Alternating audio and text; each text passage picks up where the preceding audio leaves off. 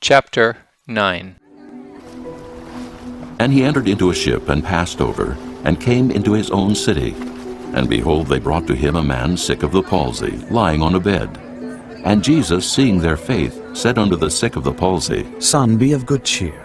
Thy sins be forgiven thee. And behold, certain of the scribes said within themselves, This man blasphemeth. And Jesus, knowing their thoughts, said, Wherefore think ye evil in your hearts? For whether is easier, to say, Thy sins be forgiven thee, or to say, Arise and walk? But that ye may know that the Son of Man hath power on earth to forgive sins. Then saith he to the sick of the palsy, Arise, take up thy bed, and go unto thine house. And he arose and departed to his house. But when the multitude saw it, they marveled and glorified God, which had given such power unto men. And as Jesus passed forth from thence, he saw a man named Matthew, sitting at the receipt of custom. And he saith unto him, Follow me. And he arose and followed him. And it came to pass, as Jesus sat at meat in the house, behold, many publicans and sinners came and sat down with him and his disciples.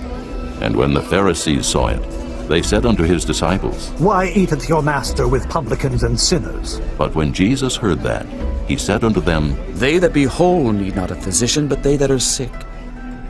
But go ye and learn what that meaneth. I will have mercy and not sacrifice. For I am not come to call the righteous, but sinners to repentance. Then came to him the disciples of John, saying, Why do we and the Pharisees fast oft, but thy disciples fast not? And Jesus said unto them, Can the children of the bride chamber mourn as long as the bridegroom is with them? But the days will come when the bridegroom shall be taken from them, and then shall they fast. No man putteth a piece of new cloth unto an old garment, for that which is put in to fill it up taketh from the garment, and the rent is made worse. Neither do men put new wine into old bottles, else the bottles break, and the wine runneth out, and the bottles perish. But they put new wine into new bottles, and both are preserved. While he spake these things unto them, behold, there came a certain ruler and worshipped him, saying, My daughter is even now dead, but come and lay thy hand upon her, and she shall live. And Jesus arose and followed him, and so did his disciples. And behold, a woman which was diseased with an issue of blood 12 years came behind him, and touched the hem of his garment. For she said within herself, If I may but touch his garment, I shall be whole. But Jesus turned him about, and when he saw her, he said, Daughter, be of good comfort. Thy faith hath made thee whole. And the woman was made whole from that hour. And when Jesus came into the ruler's house, and saw the minstrels and the people making a noise, he said unto them, Give place, for the maid is not dead, but sleepeth. And they laughed him to scorn. But when the people were put forth, he went in, and took her by the hand, and the maid arose. And the fame hereof went abroad into all that land.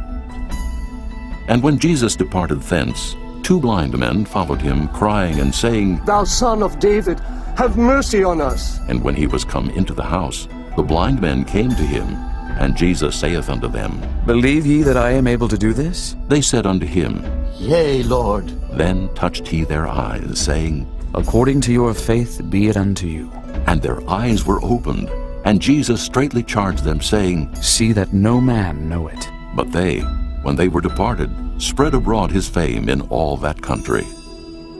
As they went out, behold, they brought to him a dumb man possessed with a devil. And when the devil was cast out, the dumb spake, and the multitudes marveled, saying, It was never so seen in Israel. But the Pharisees said, He casteth out devils through the prince of the devils. And Jesus went about all the cities and villages, teaching in their synagogues, and preaching the gospel of the kingdom, and healing every sickness and every disease among the people. But when he saw the multitudes, he was moved with compassion on them, because they fainted and were scattered abroad, as sheep having no shepherd. Then saith he unto his disciples, The harvest truly is plenteous, but the laborers are few. Pray ye therefore the Lord of the harvest, that he will send forth laborers into his harvest.